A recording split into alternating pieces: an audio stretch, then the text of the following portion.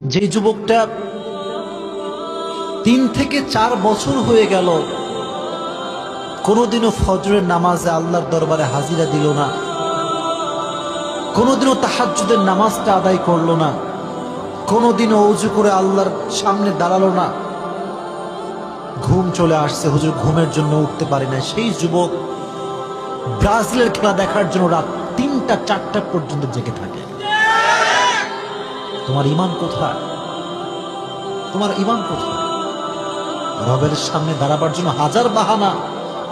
ঘুম আসে নাই হুজুর, শেষ সাথে ঘুমিয়ে গেছিলাম, উঠতে পারি নাই।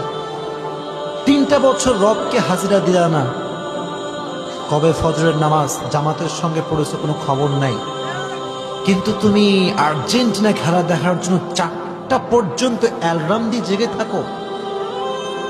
তোমার কপালে জাহান্নাম ছাড়া কিছু জুটবে না।